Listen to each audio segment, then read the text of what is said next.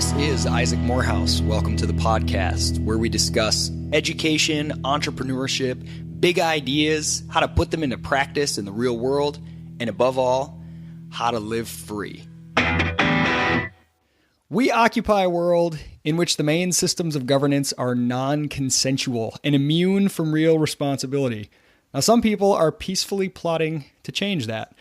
Tom Bell can be found surfing the waves of the West Coast and freeing serfs on a wave of consensual governance. He's been around the globe advising every free city, floating city, and soon-to-be real city of tomorrow as an expert in legal institutions and governance. A past guest on the show, he's now releasing a new book, Your Next Government? A very important question mark.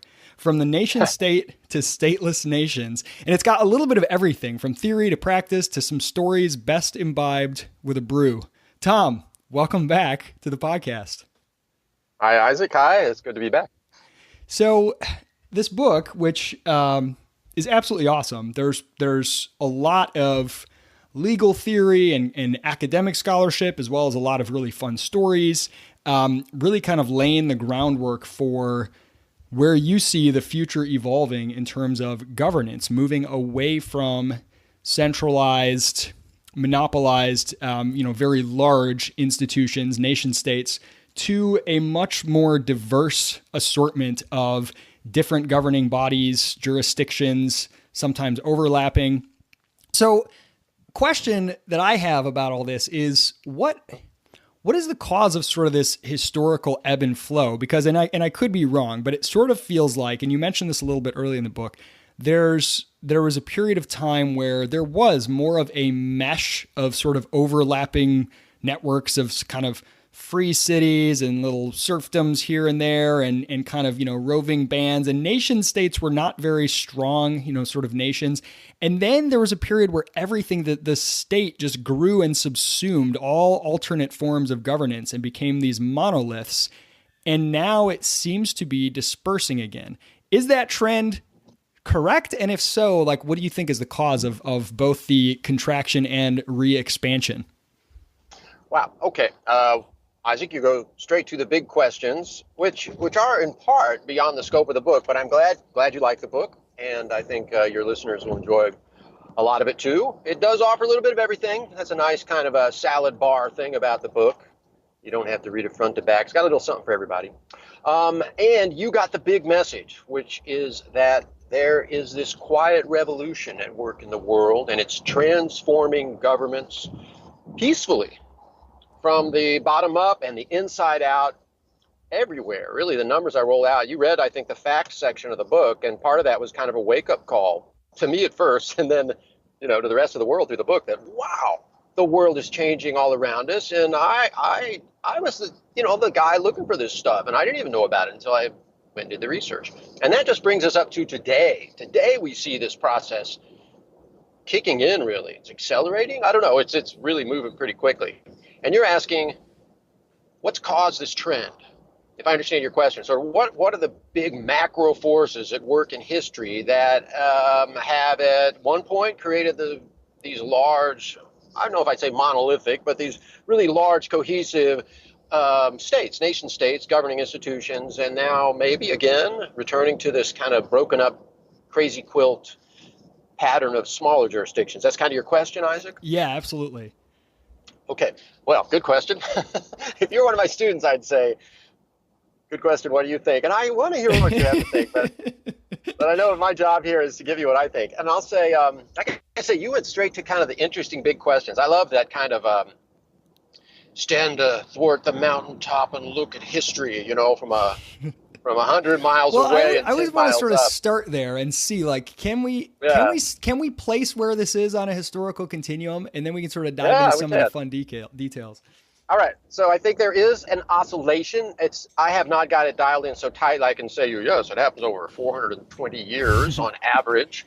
But I do believe it is a trend. And here's the interesting thing to Friends of Liberty, among whom I number myself, is that it's not plainly good to have the movement one way or the other. We happen now to be in an environment where I believe that the transition from large, more monolithic to smaller, less monolithic modes of governance is a good thing. And in part, that's due to technology. In fact, you could say, I don't want to sound too Marxist about this, but one of the things the Marxists did was they claimed to be very scientific about history. Now, it turns out they blew it because they're a bunch of thugs and liars for the most part, but especially evidently those that wrote their accounts of history and theory. But setting all that aside, they had a good point. Technology is a huge driver in history. And right now it seems to be pushing us towards a more consensual way of living together, which is resulting in more and more overlapping and, most importantly, Isaac, more consensual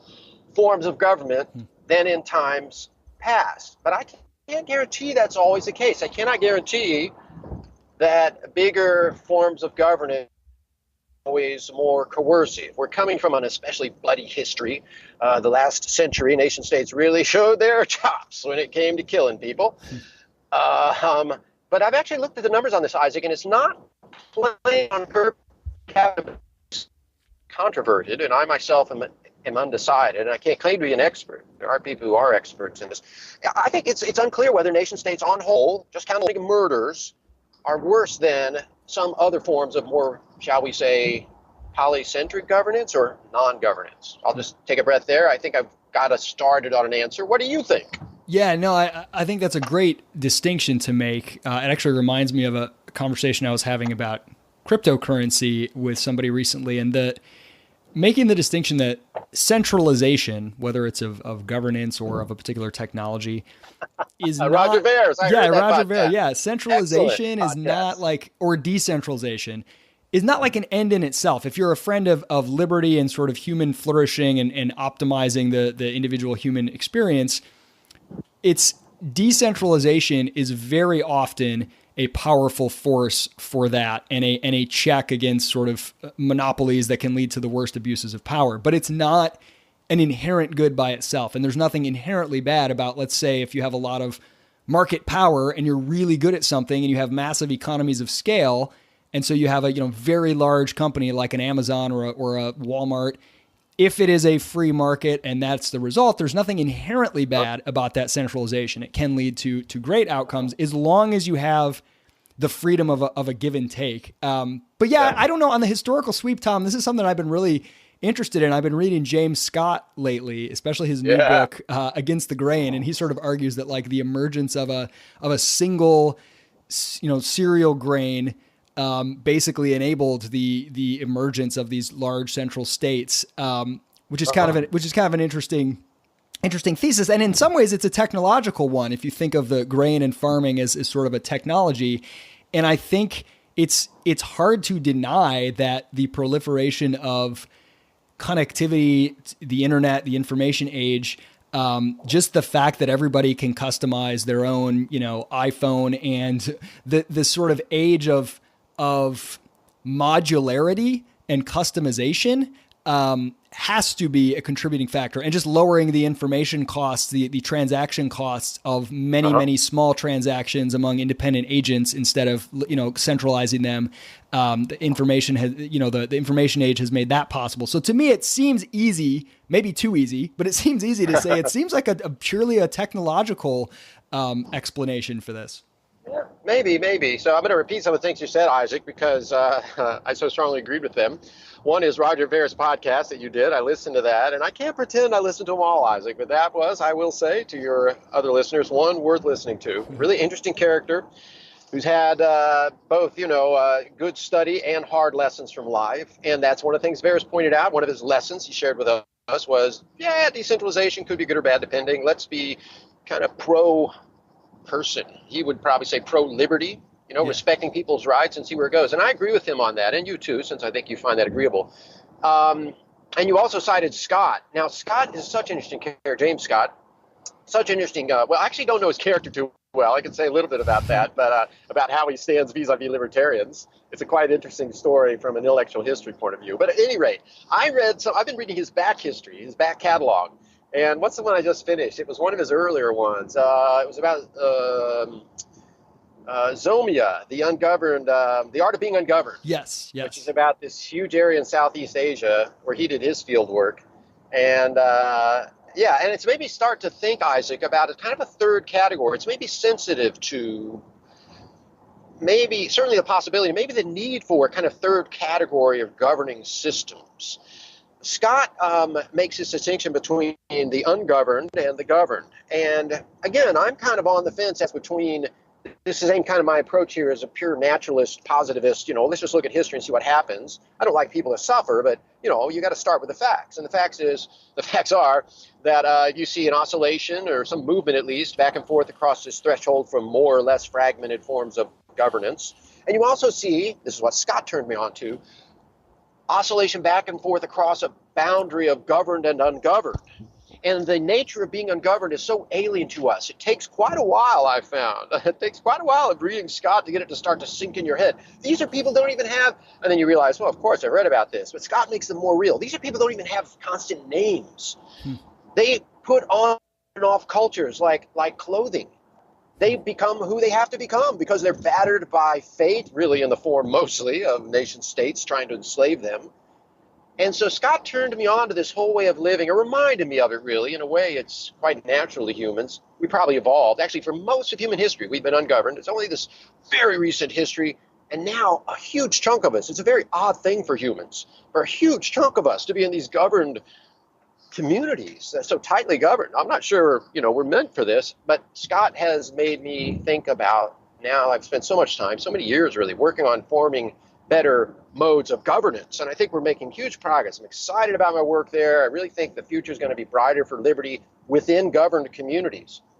But it's getting me to think about using some of those technologies, Isaac, this is like the next book maybe, or the next stage of my career, using some of those technologies you referred to make sure people can be ungoverned.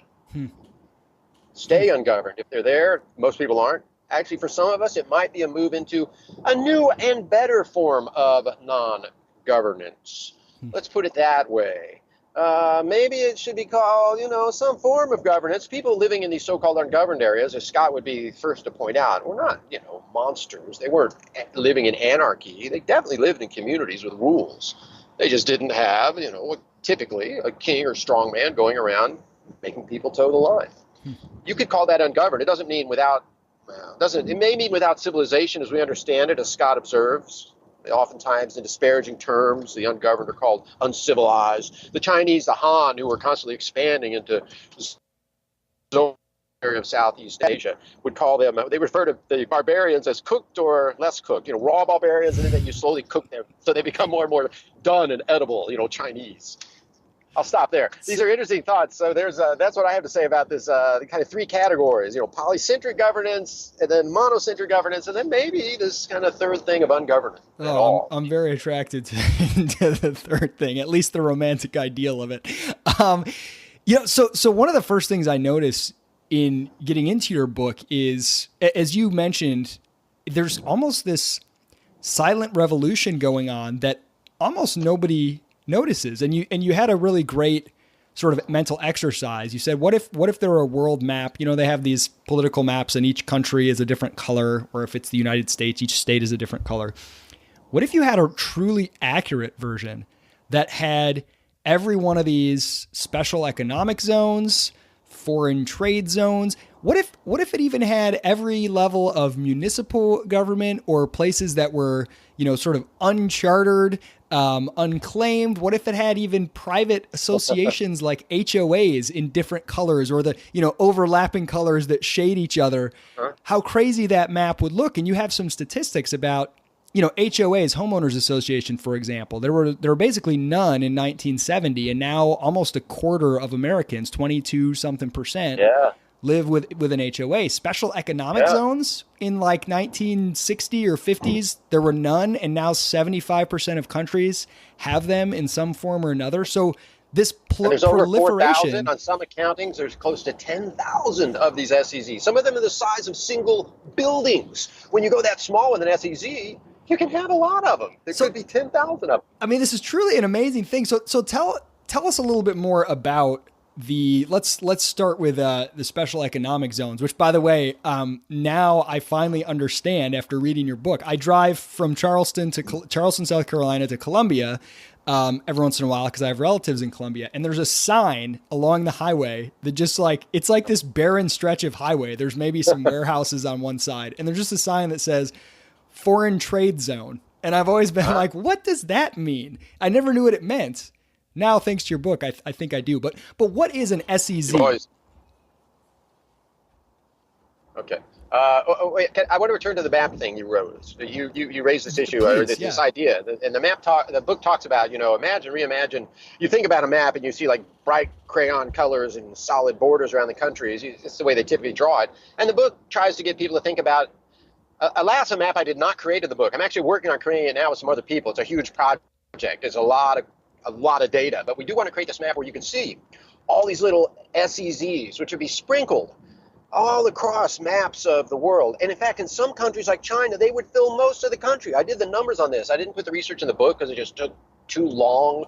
The footnotes to verify would just be pages because it took that long. But basically, trust me on this, by far the majority of people living in China live in special economic zones. And they started from basically zero in 1970 to taking over the country. So yes, I'd love to create this map someday, Isaac. I hope to give you the eye candy. I kind of have a thing about maps. I could get really crazy about this project. The eye candy of not just seeing this beautiful variegated patchwork quilt map, everything color-coded so it's logical, right? Like China's bright red where it's all Chinese central government, then going off to pink where the SEZs are maybe more free, but also changing over time. And there, before we come down to the mountaintop, let's look at our view from way up here of history, not just from a long way off and way up in the sky, but also over time. And what you see happening now in the last, maybe century, 50 years, really. It's a little bit like watching, like plants revegetate a volcanic island, right? It's been blasted clear of life. And then plants start popping up here and there in little pockets. And then once they start connecting, now to turn the dial to the present, we have now these pockets of life of SEZs. I don't want to say nation states are dead lava, but whatever. they're not quite as, I'm going to argue for SEZs in this picture because they're more consensual. People opt to create them and move to them. They're not imposed on anybody, not in most countries. Some stories I could tell there. None of my projects. But anyhow, you would see these pockets of life spread. That's where we are now, and then connect. And that's where we're headed, to this form of governance taking over huge chunks of the world, as in China. China's ahead of the rest of the world in terms of forms of governance.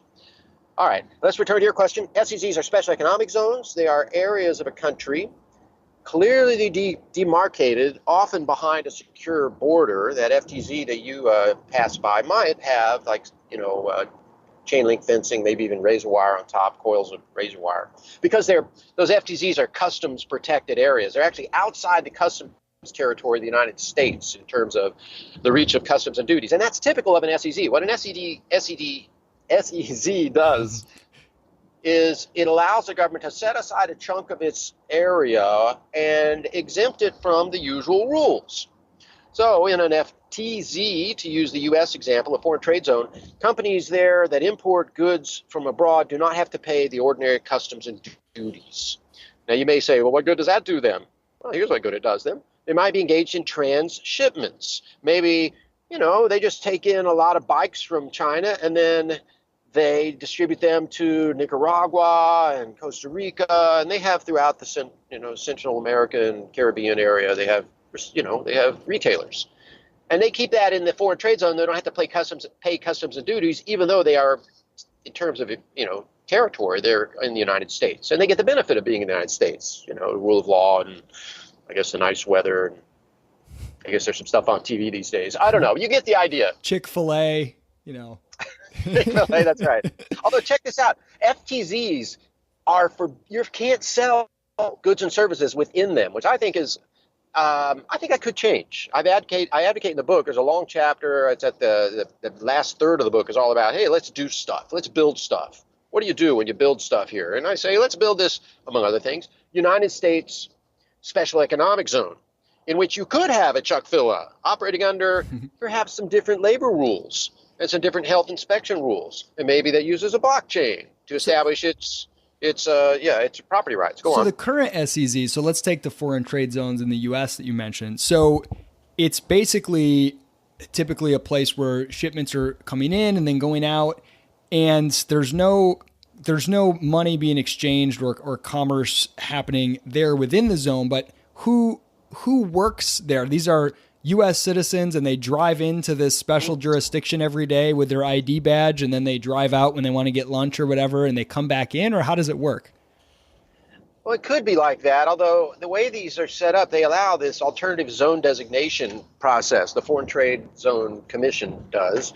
And that means you can have designated as a foreign trade zone actually a single part of your warehouse. So I'll give you an example. You can have, there is an FTZ not far from me over. I need to exempt like one room in my house from taxes. This sounds like a great idea. Well, no, it's not as good as it sounds. So there's a Port of San Pedro and the Port of Long Beach right near me. They both have foreign trade, and either one of those can also authorize as part of its FTZ a single part of a warehouse in, say Corona, which is the other side of Orange County. They're allowed to do that. And so, yes, you could do that with your house, Isaac, but one, you wouldn't want to. Well, actually, you might. Let's think about this a little harder. Because the FTZs, you're not an import expert guy, as far as I know. I don't know how you fund all your wild, extravagant lifestyle, but I don't think you're one of those import-export business guys. No. Nothing shady about you, bro. So you're not in that line of work, but I will observe. This is an underutilized feature of FTZ. So one of your many entrepreneurial listeners might want to pursue this idea with you and me. I got the law, but I don't have all the business ideas. But I'll tell you, FTZs are exempt from local and state ad valorem taxes also. So if you store your Mercedes, your collector's edition Mercedes there, you don't owe property taxes to the local government on that automobile. That could be pretty sweet. Yeah. My cars are usually, only like $30 for the annual property taxes, but I still like the idea. So these are. Wait, I got to give you the downside. Yeah, Isaac. Give me the downside. Is people are going to be checking out your house. They're going to make sure that you have wired off, roped off, fenced off, caged off that part of your house, and you got to keep papers, etc. Interesting. Okay. So in the U.S., they're fairly limited in terms of the scope of what's happening within them. Like there aren't people living in them. They aren't like full cities, but in China this is happening. Yes, there's a variety of these special, I like the general term special jurisdictions, because when you use special economic zone, that's a good description for many of these places, but not all of them, because there's a lot more than economics going on in these places. Look at China. They have whole cities now, whole regions are part of so-called special economic zones. And the rules that they pass that are special in those zones are not just restricted to economics. It includes things, it bleeds over into other parts of the world, like, contract law, for example, residency requirements, work visas, sure, it affects the economy. What doesn't? But it's more than economics. So I say special jurisdictions, and they come in all flavors and sizes, and they're getting bigger and they're getting more complex. The trend is towards more, bigger, and more city-like. The most recent to hit the front pages was the NEOM project announced in Saudi Arabia. And it will be a big chunk. I wish I had the numbers in front of me. I'm driving. A big chunk of Saudi. You can see this one from the satellite. One problem with that map you and I discussed earlier was a lot of these SEZs are very small. They'd be the size of pinpricks because it's a single warehouse, or even the Port of Long Beach from, 100 miles up is not that big. NEOM would be visible from space easily. I haven't done the math on it. I suspect it's about the size of Connecticut. It's a big chunk of mostly nothing. But the Saudi government, really in the form of the now, can I say this, reigning crown prince, given that he's kind of engaged right now and getting rid of all the other members of the aristocracy.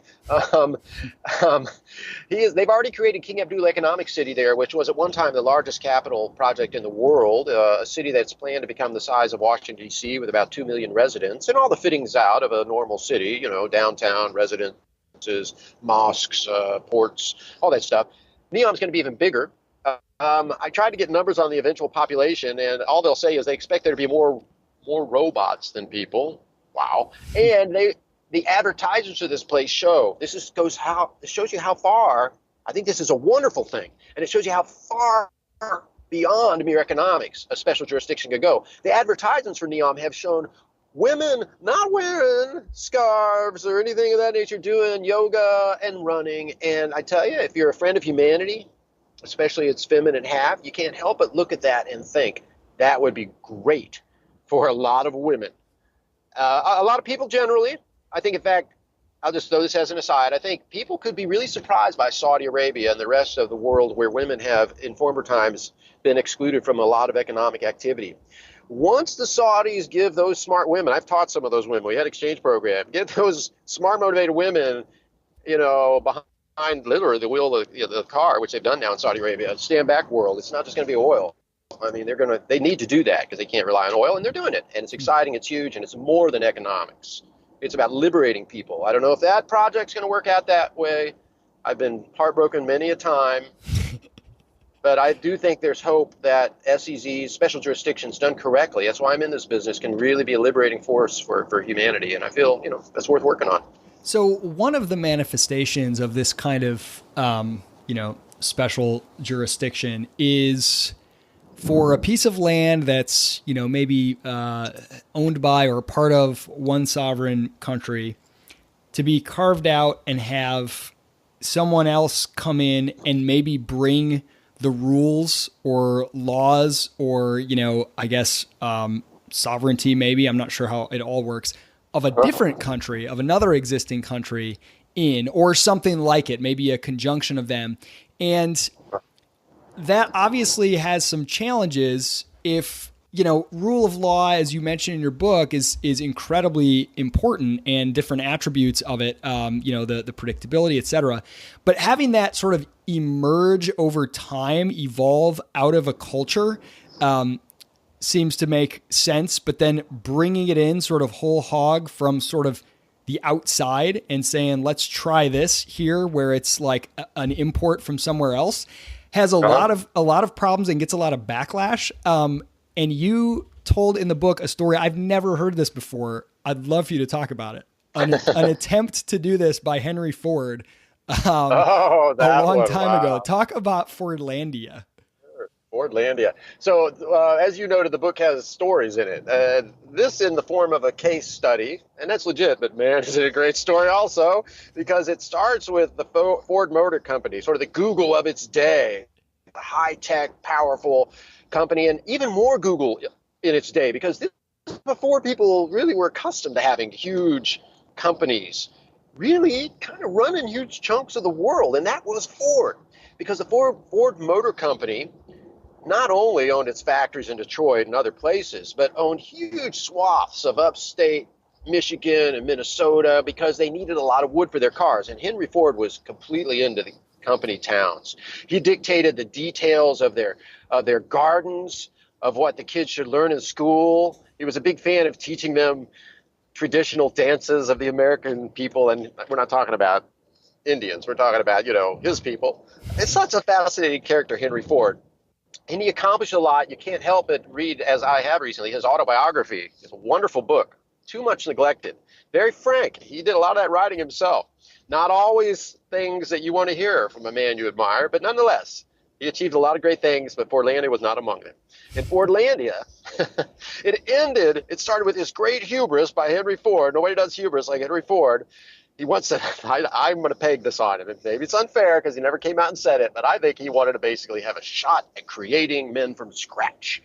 Indeed, he saw it as reforming these Brazilians who haven't enjoyed the benefits of civilization, Midwest style. We're going to give it to them. And I won't say good and hard because he didn't force it on them. Well, until after they got to working with him. But, he built the factory down there in the middle of the jungle. He didn't, but, his people did. They did kind of a botched job of it. Henry Ford was, remarkably for a guy who ended up running so much stuff so well, very lackadaisical about planning. He just kind of dove in.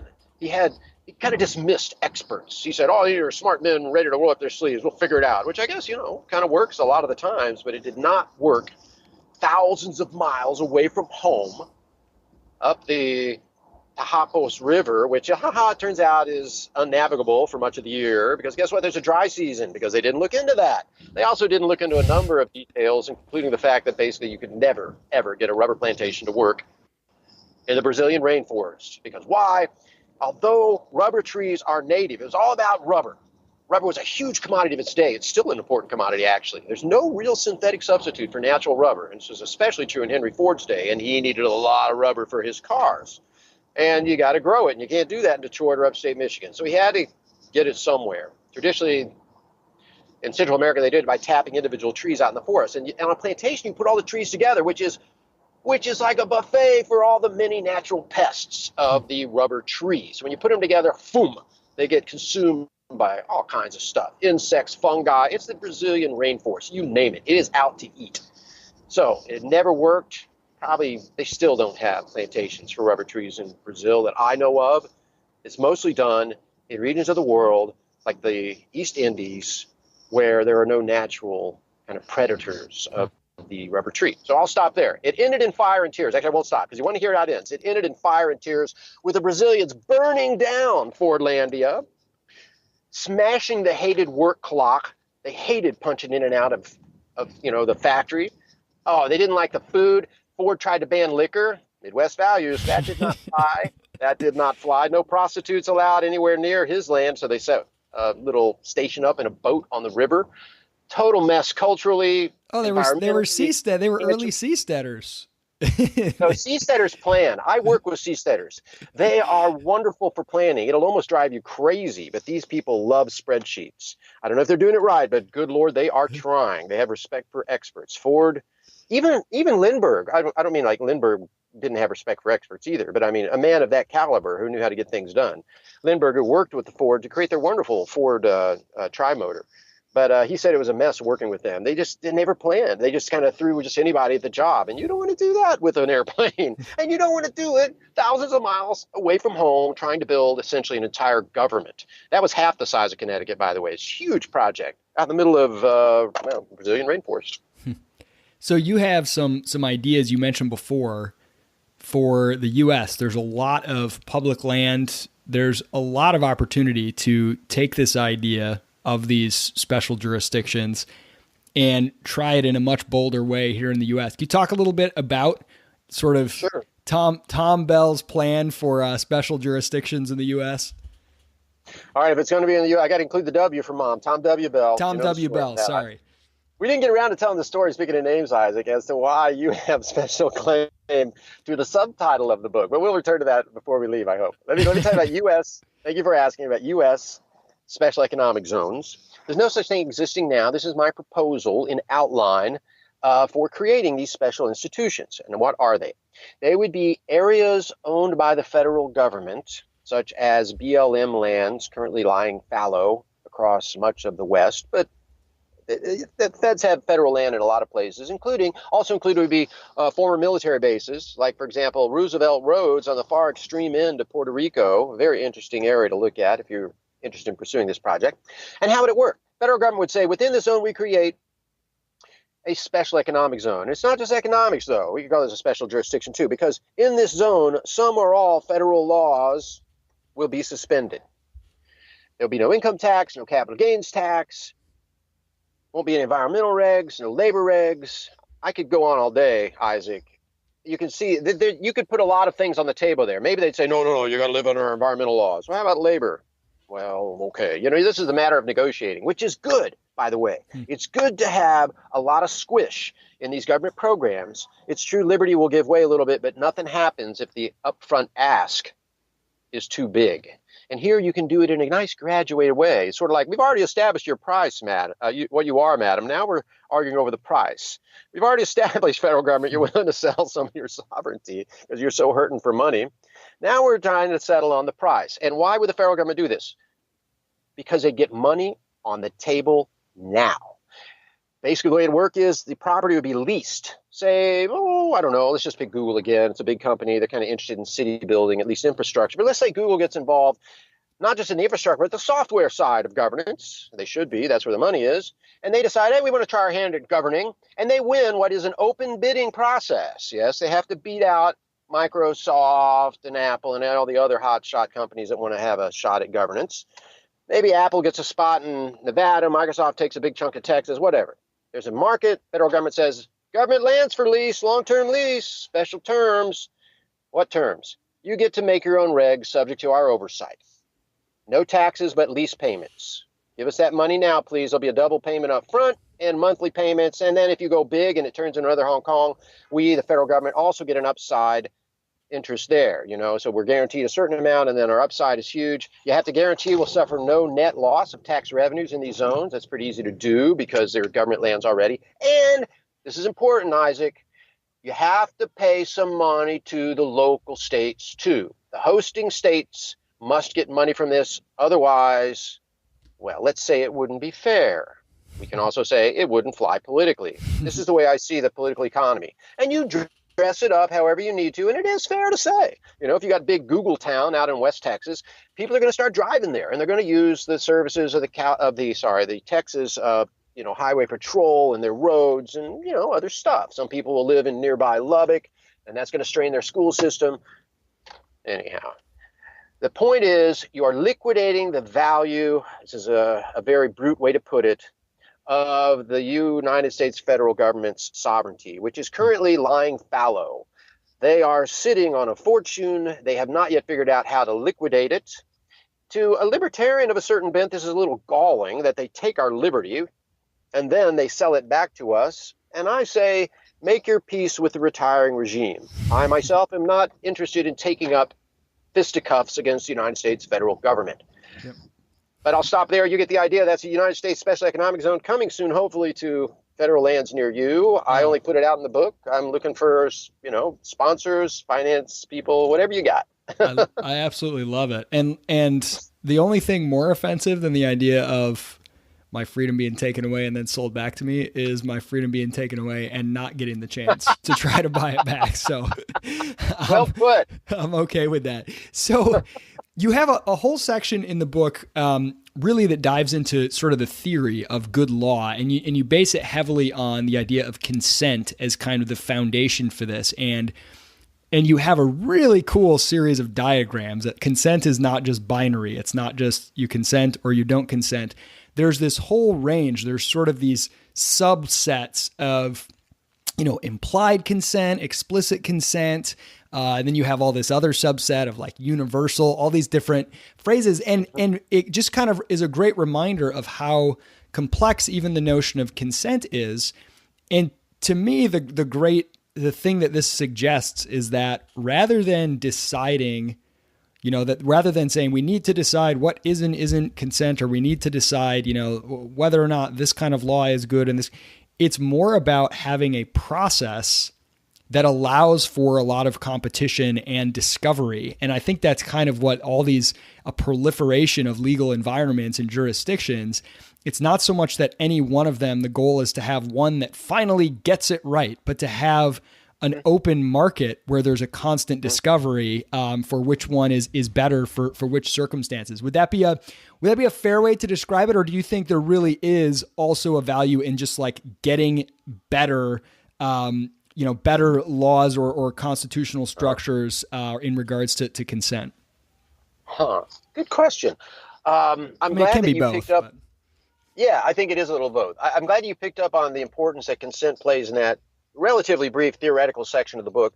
And I want to tell my fellow political philosophers, and I call myself a political philosopher, that's what I studied, I got my master's in that stuff, that I think they'll find the approach here different from the usual libertarian take, and refreshingly so. I'm not saying you'll necessarily agree with it, but I think there's a very strong argument to be made for consent playing kind of a center pole role in the political philosophy of people who appreciate liberty. And I'll just leave it at that and say the rest, as you noted, is in the book.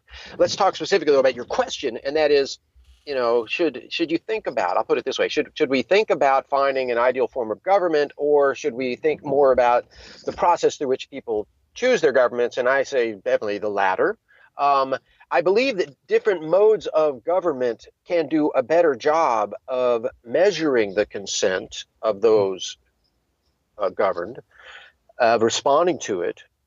So I do think there are modes of governance and institutions. I describe some in the book, some that might be called radical, I think are quite sensible.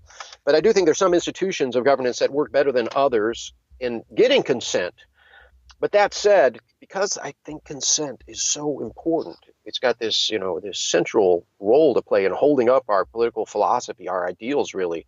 If people choose something else and they all sign on the dotted line and they want to go into some institution I myself look at and say, looks a little bit like a Roach Motel to me, That's their call. I got to let them do that.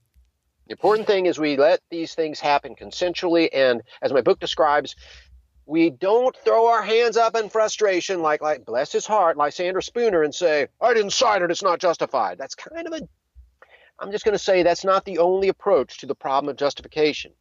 Another approach is to say, that system of governance is not as justified as this alternative one. And that one is better, than most. Maybe we could do better. And the goal is not, Isaac, to stake our claim to the best, most consensual government ever. If consent is a test, governance has to change because people's preferences change over time at some margin. Governments have to change if they're going to be responsive to consent. But we don't know exactly where it will end up. And all we can do is try to make sure that we climb up that ladder of consent. We get as close as we can to that gold standard that Lysander Spooner picked out in his wonderful tract, No Treason, the Constitution of No Authority. We could maybe someday, with regard to almost all forms of governance that affect us, get to the point where we expressly consent to every use of coercive force against us. That is the goal. I don't know if it's possible, but it's worth working towards. That's I actually have a picture of Lysander Spooner hanging on my wall to my left as we speak here. You mentioned something really interesting in the book that actually caught me by surprise, and I'd love for you to talk about it a little bit. So you have a problem with democracy, as I think any sort of clear thinking person does. And this has been a bit on the rise. People like Jason Brennan's work on, the problems with democracy. And, I mean, public choice theory, I think, does a great job of revealing sort of the incentive problems baked into the structure. You vote and it really doesn't cost you anything. So you're going to give, votes that you wouldn't actually behave that way if you had money on the line, et cetera. So you get these weird incentives. So you say, yeah, I have a problem with democracy. I used to sort of think, like many people are starting to, that, there's sort of too much of it. But now it sounds like your problem with democracy is actually maybe that you think there's not enough. And maybe you like democracy. You just think we need to actually double down on democracy. You have this idea of double democracy. Yeah. Tell me what you mean by that. I'd love to. In fact, I've stopped driving. I'm parked now. I want to read you the section, just a very brief one from the book. This is the beginning of chapter 3.5, titled Double Democracy, where, in fact, I cite Jason Brennan, whose work I really admire. I cite also Brian Kaplan, whose work you might know of. If you don't, you should. So here's how it reads. If democracy were standing for election, its odds would not look good. Judging from the results now coming in, voting is losing. ...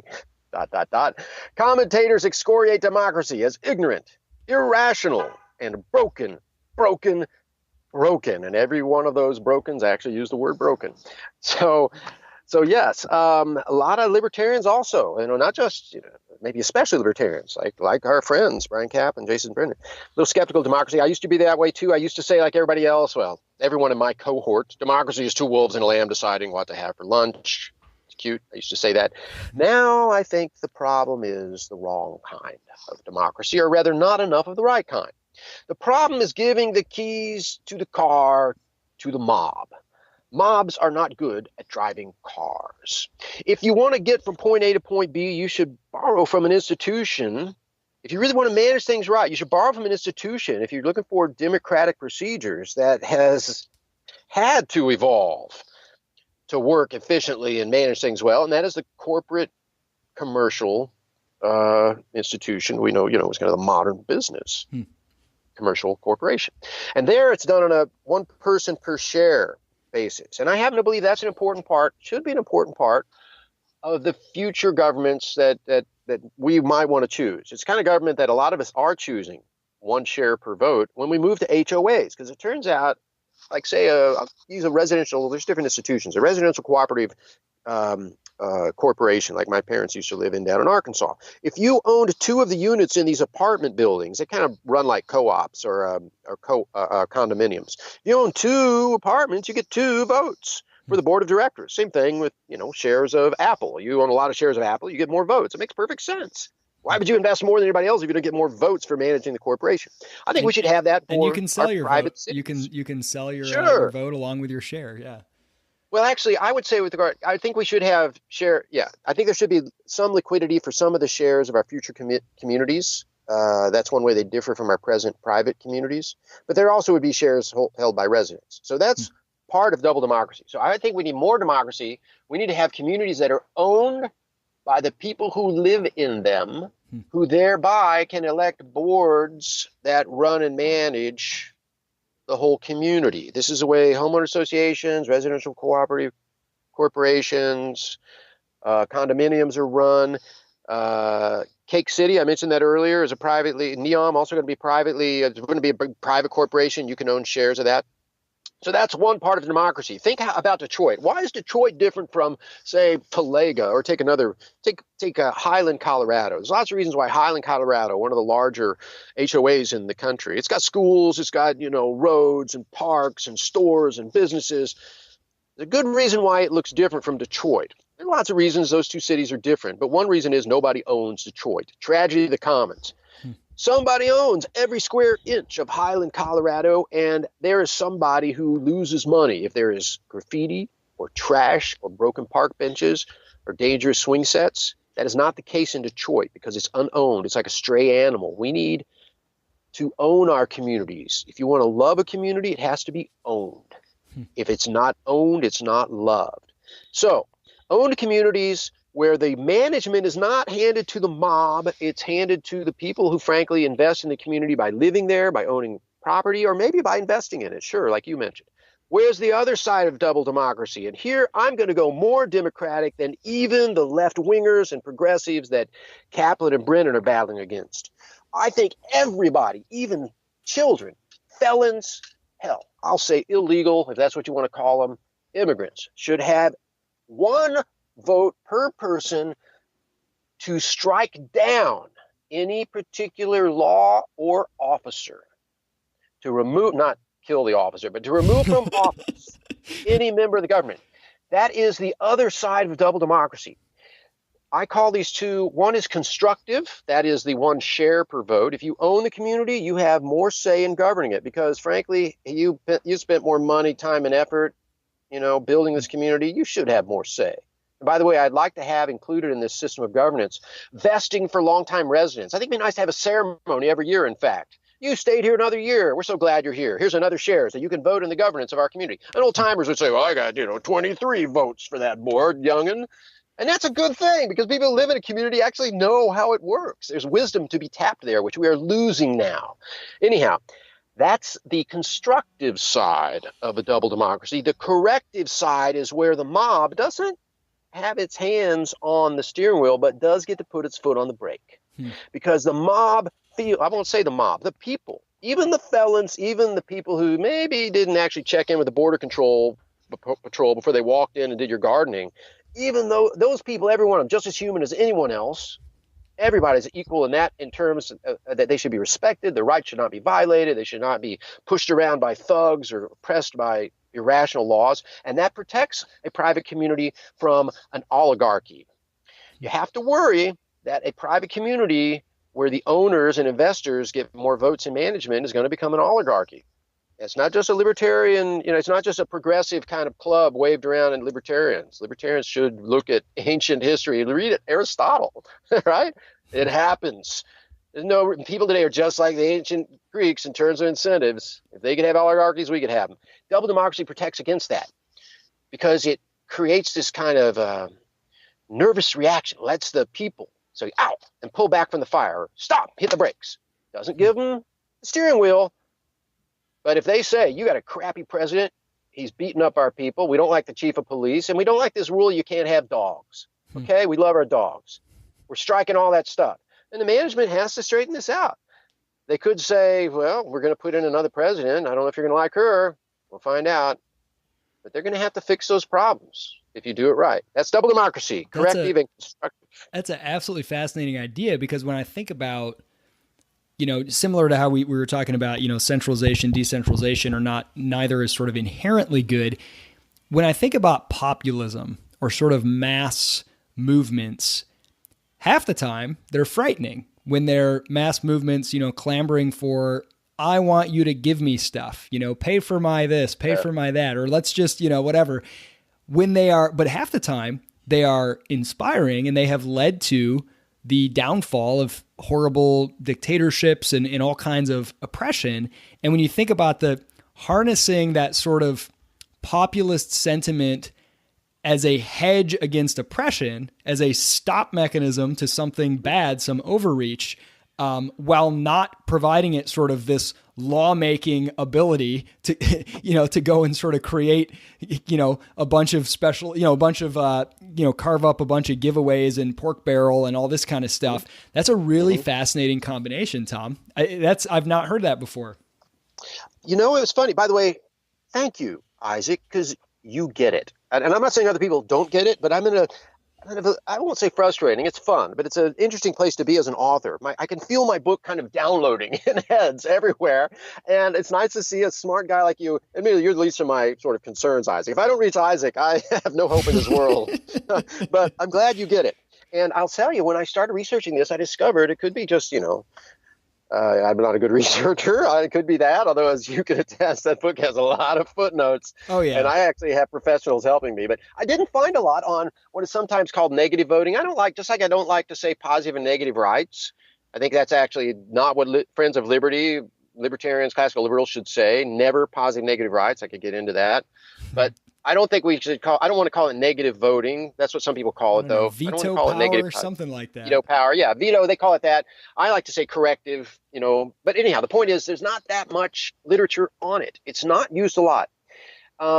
It is used, but mostly in non-governing contexts. It's sometimes incorporated into corporate structures, sometimes into trusts, but never at the scale or for the ends that I've advocated. I will admit, as an attorney, believe it or not, given how creative some of my work is, to use a positive word, actually, like every attorney, I'm a little conservative about creating new institutions. And I got to say, I always want to say, I'm just, taking an old institution and doing something different with it. And here I have to admit, I'm ramping it up a lot. I did not come up with this idea, but I'm pumping it up for this double democracy to a larger scale. But I think it's scalable. I think it's much scalable. More. That's the thing, Isaac, as you said, as a firewall, it's much more scalable. Yeah. Than management. We can get 6 people together and they can decide, what flavor of ice cream should we get for our party? You get 23 people, 100 million, whatever, you're done. You're never going to get a. In many ways, you kind of see something like this in the corporate world in the following way, where let's say, shareholders are the only ones who are actually voting on, who the CEO is going to be or whatnot. However, the mass of consumers who may not be shareholders at all, if a company goes too far with something, the sort of backlash in terms of reputation, social media, whatever, almost kind of acts as that in a way, because their revenue has to come from those customers. So it's almost a similar process where you have kind of a rule making vote by shareholders, and then sort of a hammer to sort of punish if you go too far in a way, and you get this sort of the check of the populist don't oppress us sort of thing, along with the avoiding the excesses of appealing to the masses with all of your decisions. Well, sure, Isaac, but that's for Apple Computer or Uber, and the problem is we can't really do that very well with governments yet. And I'm a little worried, even with a more private form of government, it would still be difficult to implement that. I think it would. This is one of those places where I'm going to say, look, you can consent to wherever you want to, buddy, as long as you're not coerced. But I really think institutionally it would be good to have something built in where people can get rid of bad guys, bad people, and bad rules.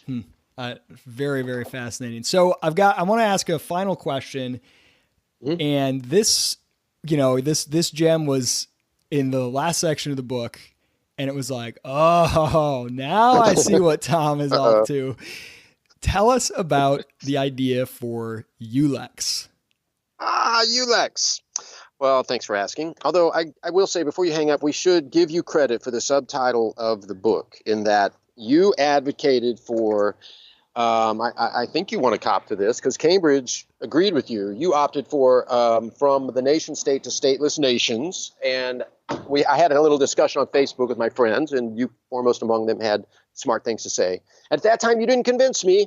I went with something else, and Cambridge, on its own, came up with your own idea. And They kind of forced it down my throat, but I got the question mark. They didn't like the question mark. See, you're the legal guy where you want to have accurate, descriptive language where all I care about is the entertainment value. I like the alliteration, You're all showbiz. You and Cambridge both. You guys are just all showbiz. I'm the only serious person. Anyhow, back to ULEX. All right, ULEX is an open source legal operating system. And to understand better how that's supposed to work, let's start with the analogy that chapter starts with, and that is computing. So I argue in that chapter, we can learn about the future of government by studying the future of computing. Because why? Because rules are rules. In both cases, you have people writing formal rules that run systems. But the cool thing about computing is it's evolving much more rapidly than governments. So what did we see in computing? Recently, some really interesting stuff. First, you had the invention of the computer, so that's like creating a government. Okay, interesting enough. But then the next development is, well, what are they doing at first? Every time they build a computer, they build the operating system from scratch. This is the first time they built this thing, right? Second, third computer, every operating system is from scratch because each computer is kind of sui generis. It's unique. Then the scientists at Bell Labs in 1970 come up with this idea of writing an operating system that works across computers. We say, duh, but actually in its day, that was kind of brilliant. That's Thomson and Ritchie, uncelebrated among most people, pioneers of computing.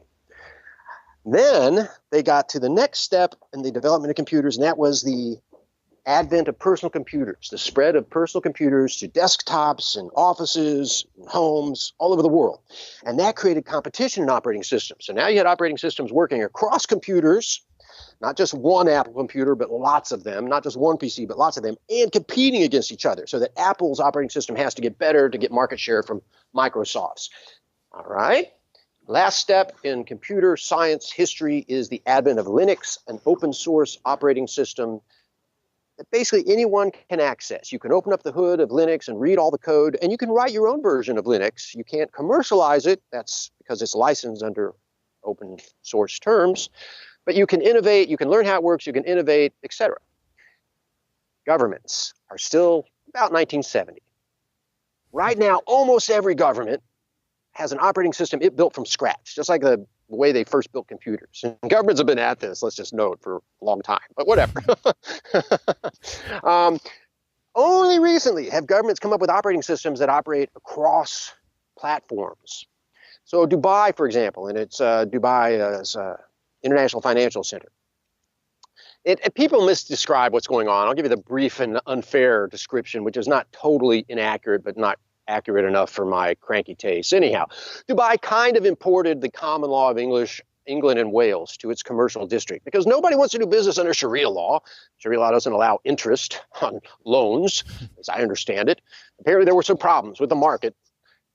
If you want to get investment bankers and financiers, they didn't like Sharia law. So Dubai said, well, we want you to come here. So we're going to change the rules. We're going to import the common law of England and Wales. You can kind of view Hong Kong in a way as kind of a forced implementation of an operating system from abroad. I mean, you can regard colonialism generally like that. But the more recent and interesting example is Honduras. I've done some work there, and they have this interesting ZA program. It's described in the book. Honduras is always too interesting a place, actually. Even at this moment, they have a contested election. But the point is, in Honduras, the government there said, in these special economic zones, we want to invite outside investors to come and bring their legal systems with them. Now, we're not clear how that's going to work out in the details, but the general idea is we provide not a clean metal stall, right? There's going to be some rules continue to apply, like a criminal law, and you don't get to fly your own flag and sing your own national anthem. It is Honduras. It will remain Honduras. The commercial law, your education system, even your prison system, with our oversight, you get to run it yourself, says Honduras, in theory, under this ZA system. That gets us up to, I'll take a breath, 1970. Actually, we're kind of now getting into, with the advent of these SEZs, kind of the era of all these little computers competing against each other. But we don't have much by way of operating systems that, kind of operate across many jurisdictions. There's some stuff like that, but nothing like what I want to create, which is ULEX. There's other ways to do it, of course, but ULEX with that, I want to go those last two steps in a fell swoop. I want to create an open source legal system which anyone can use and tinker with, etc., that works across jurisdictions. And this would allow SEZs and seasteads and special jurisdictions of all types to have access to a set of rules that I dare say are pretty good, because I didn't write them for the most part. There's a few little things I had to craft. Most of these rules are from private sources. I took my shopping basket to, it turns out, the kind of library. There are these places, metaphorically speaking, libraries of rule sets that come from private parties, like the American Law Institute, which is a non-government, charitable kind of educational institution, or the American Bar Association, or the Uniform Law Commission. There's a number of these private organizations that basically create sets of rules for good reasons. I mean, it's really, speaking as a legal guy, it's kind of like God's work. It's like, for the public good. So it's really great stuff they do. And those rules don't have flags attached to them. So they don't raise the same, they could raise some, but not as sharp a concerns about colonialism. And furthermore, they don't reflect any particular interest. I won't deny they come from a certain cultural background, etc. There's no such thing as a neutral source of rules. Keep wishing. But these rules are good. And they're not just from experts, they're from history, especially the restatements of the common law. I love those things. The American Law Institute created those, and they result from people reading a lot of common law court opinions and summing up the holdings in these nice, neat, beautifully organized rules. Things like, assault is the offensive touching of another person. So that's an example. So ULEX gathers all these privately sourced rules, puts them in one big place in a basket, and says, hey, you want to run a government? This will pretty much do it for you. I got some contract rules here. I got rules for creating corporations. You got a family. We got rules for that. You want to do an optional criminal law module? I actually think you can get by without. But if you want to do that, here's some good rules for that. Here's how you define a person. Here's, how to register property, all that stuff. It's all there. I just collected it, put it in one place, made it easy for people to use. And if we can get SEZs using something like ULEX, we're going to see some wonderful effects, because it'll operate across jurisdictions. You'll start getting those wonderful network effects. We need to return to computer history, because there's a last step that's missing. And what's that? The internet. That's what really made computers powerful, is when they networked. If we can do that with governments, and of course, I'm not talking about an empire, colonies, anything like that. I'm talking about kind of a flat network where different places run the same rules, which they freely adopted, and together, like Linux, open source software is our model here, they curate. That's how Linux works. There's kind of a community, kind of a loosely knit community of people who maintain the code. And I want us to do that with ULEX, so that all these mini communities, say a seastead in the middle Pacific Ocean, they have a fight, and they need to know, was it assault when that guy tugged on the other guy's uniform? It didn't actually draw blood, but the other guy said, get your hands off me. They can go to ULEX and find the answer. And if they have to litigate, maybe they could go to, some experts who have all the answers because they've studied ULEX. Anyhow, that's further down the road. You get the idea. It's absolutely amazing. I mean, I'm envisioning like a GitHub for law, and like, hey, guess what, guys? I just built this app on our ULEX to describe how fractional ownership shares of this house will work in the case of property theft. Tell me what you think? Do I have any bugs in my code? That's it. You get it, Isaac. That's it exactly. Yep. Incredibly exciting stuff. Tom W. Bell, his book, Your Next Government, ? From the Nation State to Stateless Nations. Check it out. Really, really exciting stuff. It's really hard to look at this stuff and not feel just a tremendous amount of optimism and excitement. And I know you're kind of like the Indiana Jones of international law, traveling all over the world. You get to see these things firsthand. Are you pretty optimistic that the rate of expansion of these things is going to continue to pick up? I feel pretty good about it, and I'm putting my money where my mouth is, so to speak. I'm making, career choices that count on current trends continuing, but I got to admit, I'm kind of a congenital optimist. In fact, the closing chapter of the book introduces people to the notion of the gold swan. People talk about the black swan, Nissan Taleb's notion of a black swan. There are these dread risks out there. We don't even know what direction they're going to come from. They totally blindside us and they lay us flat, like a 2008-9 financial crisis or like an asteroid or something. And those exist, but there are also gold swans. because I don't think humans are wired up to really appreciate things like the Bitcoin rise in price. We're all kind of standing back going, what? Actually, most of us, some people are going, that's the math. I told you this is going to happen. You guys will never learn. And some of us are pretending that we're the ones who knew all along. That's right. Well, but a similar thing I think could happen with governments, because governance is so important for human well-being, not just prosperity, although certainly that. So many things go wrong when government goes wrong. It's like the health of a human. You can't put a price on the health of a community, but when it's sick, it's terrible. And nation states have done some wonderful things, but they've also created a lot of suffering. And we need a better way of doing things. And maybe we can find that, and when we do, we'll be surprised at how good it can be, I think. We don't expect that swan, the gold swan. There really do exist black swans in nature. Down in like New Zealand, there's some native bird that's in the swan family. It's actually very dark. Black swan, natural. I don't know if there's any gold swans, but that's how optimistic I am. I think they could exist in the realm of governance. If we can get this right, things are going to get really, really good, unexpectedly good, surprisingly good. Tom W. Bell, thank you so much for coming back on the show. Great to talk to you. Likewise, Isaac. Thanks a lot.